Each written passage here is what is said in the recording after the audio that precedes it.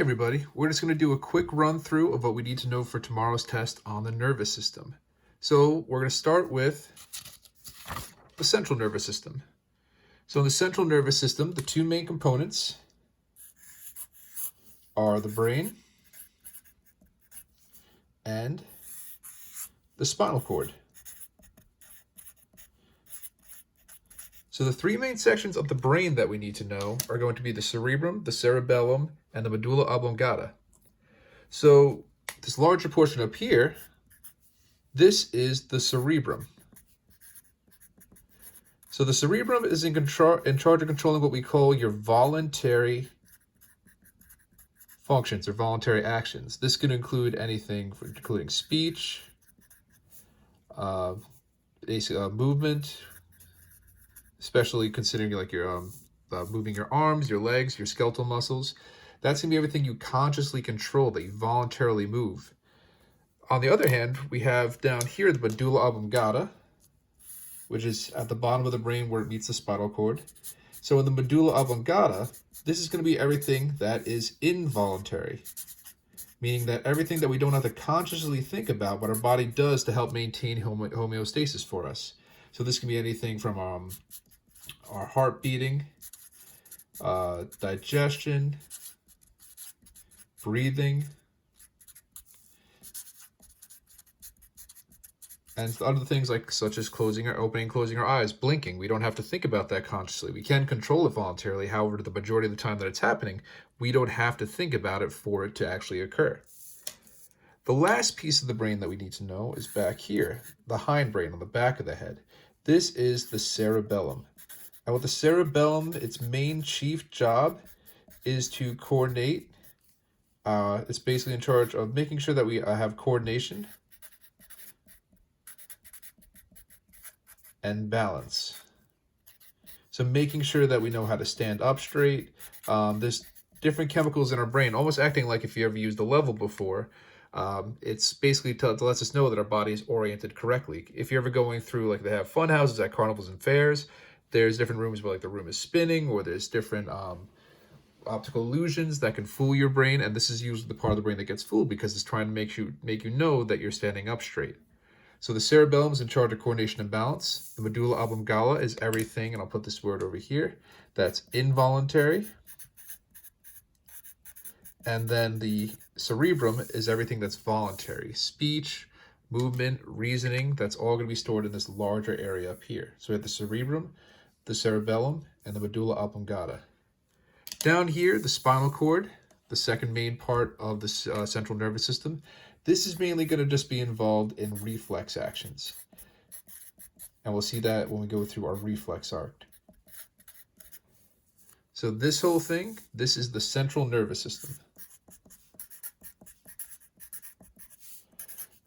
So that's going to be the main coordinator. Again, this is one of our regulatory systems. This is going to be the main coordinator for this whole system. So now let's talk about how these communicate with other parts of our body. So that brings us down over here. This is going to be our peripheral nervous system. So peripheral means off to the side because it's branching off of our central nervous system. So we have our brain and our spinal cord here, but the peripheral nervous system is going to be what sends the signals from the central nervous system to other parts of the body. So that can include your heart telling it to beat, your stomach being digested, your skeletal muscles being able to move your arms and your legs. These are all going to be coordinated or receive their signals from the brain and spinal cord, but it has to be sent through this peripheral nervous system. So now this is divided into two different subsystems, depending on what it has to do. On one side, very similar to what we had with talking about the brain, we have the voluntary actions or voluntary functions, and on the other side, we have involuntary. So the way that we classify the system is that if it's voluntary, if it's something that we consciously control, like if I want to write something down, my body doesn't automatically just randomly draw things. My brain's telling it how to move my hand in order to draw the picture I'm trying to draw. This would fall under what we call the somatic system. So the somatic system is part of the peripheral nervous system. It's everything that's voluntary, everything that we consciously control. The opposite of that, or the other part of the system, I should say, is everything that's involuntary, everything we don't have to think about, like our heart beating, our stomach digesting. These are involuntary actions we don't have to consciously think about in order for them to occur. This would be the autonomic system. It sounds like automatic. So the autonomic system is going to be what's controlling your involuntary functions. Again, that's your heart beating, stomach digesting, your eyes blinking. We don't have to tell our stomach to digest this sandwich that we just ate. It just does it. Voluntary, somatic system, everything we consciously control, moving your hands, our mouths, our speech. These are all things that we're going to be using our somatic system for. So this is the peripheral nervous system. Central nervous system is the brain and the spinal cord, everything branching off of it, covered in blue. That's the peripheral nervous system because it sends signals to other organs and tissues in the body, telling them what to do. So let's talk about what these different lines are made of.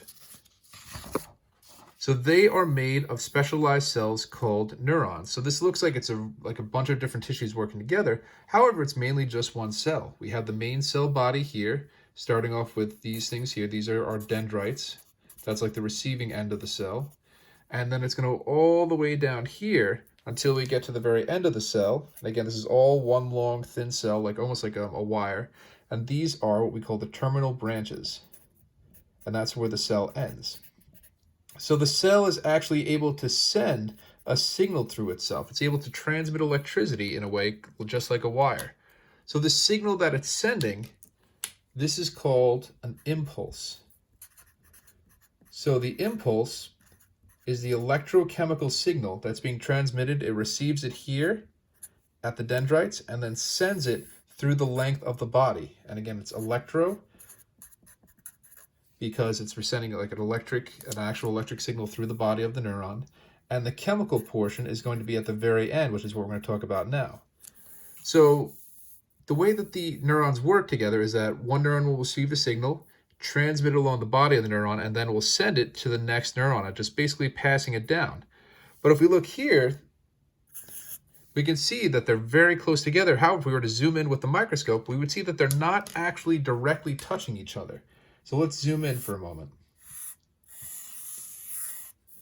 So if we zoom in, we can see that we have the terminal branches of one. So that's coming from neuron number 1 over here. And we have the dendrites of the second one, which is over here, which is number 2.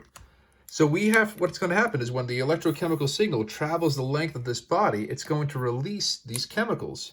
It's going to release a bunch of chemicals that want to head to the next neuron. And these chemicals are called neurotransmitters. So these neurotransmitters send a signal from one neuron to the next. So how does it receive it? So we know that this is just releasing these chemical signals, but how does it receive it? Similar to what we've seen before in many other systems, many other examples, this has to have receptor molecules on it.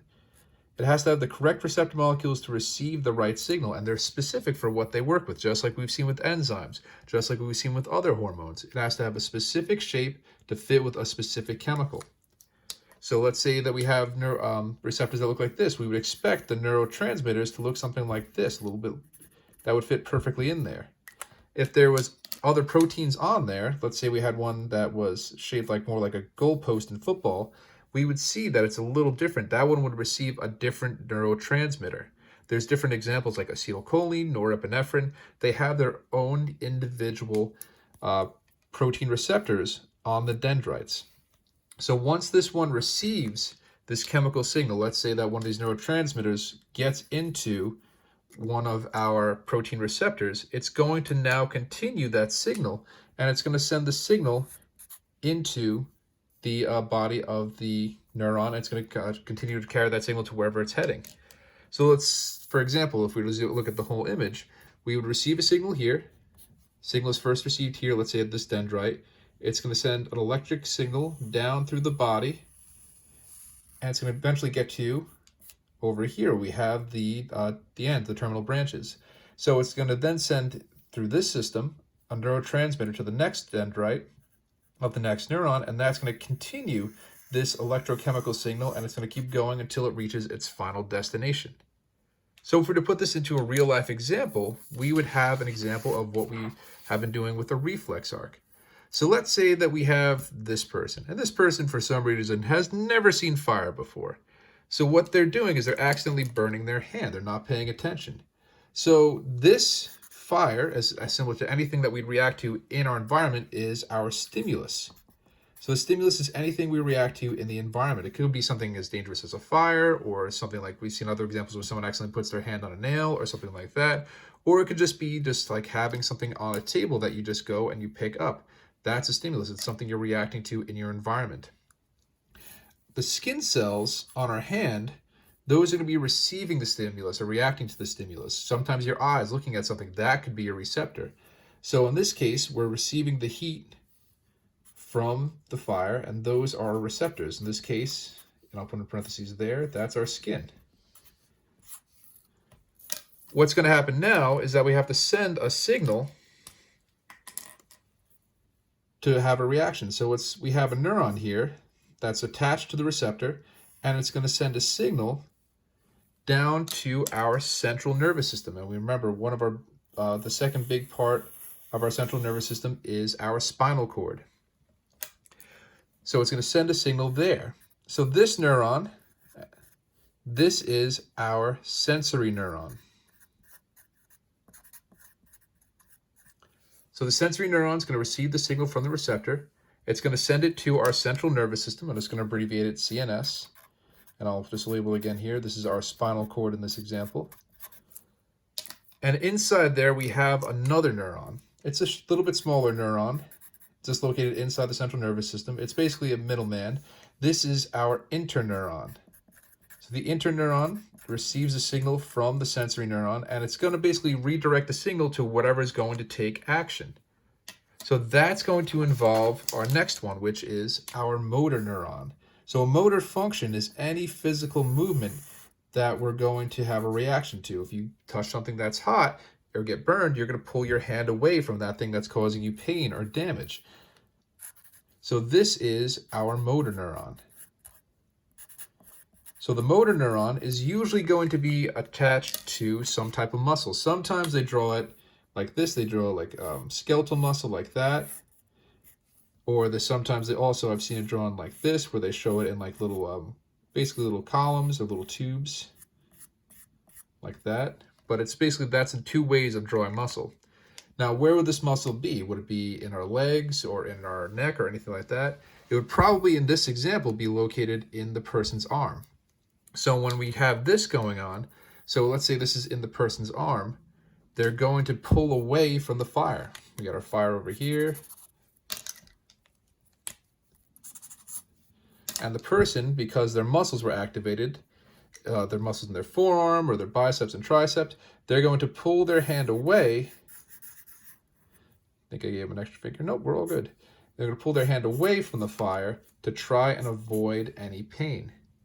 So again, so these muscles are called our effectors.